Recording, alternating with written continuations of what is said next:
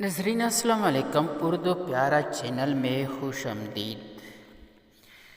آج ہم اس ویڈیو میں سیکھیں گے اسم کی اقسام بلحاظ جنس۔ مذکر جو اسم نر چیزوں کے لیے استعمال کیا جاتا ہے، یعنی استعمال کیا جائے تو اسے ہم مذکر کہتے ہیں، یعنی مذکر نر کے لیے استعمال کیا جاتا ہے۔ مثلا حاوی، باپ، اونٹ وغیرہ۔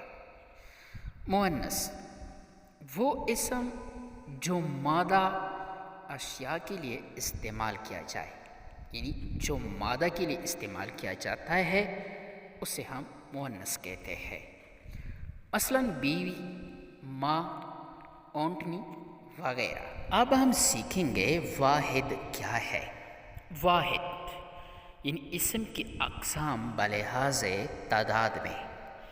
واحد وہ اسم جو کسی ایک چیز کے لیے بولا جائے، یعنی واحد کی معنی ہے ایک، یعنی واحد ایک کو کہتے ہیں، یعنی وہ چیز جو ایک ہو، یعنی وہ اسم جو کسی ایک چیز کے لیے بولا جائے تو اسے ہم واحد کہتے ہیں، اور اس سے مراد ایک ہی ہو۔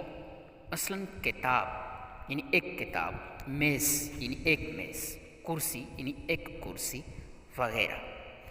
جمع وہ اسم جو کسی ایک سے زیادہ چیزوں کے لیے بولا جائے، یعنی جس میں زیادہ ہو، یعنی وہ چیز جو زیادہ تعداد میں ہو تو اس کے لیے ہم جمع استعمال کرتے ہیں۔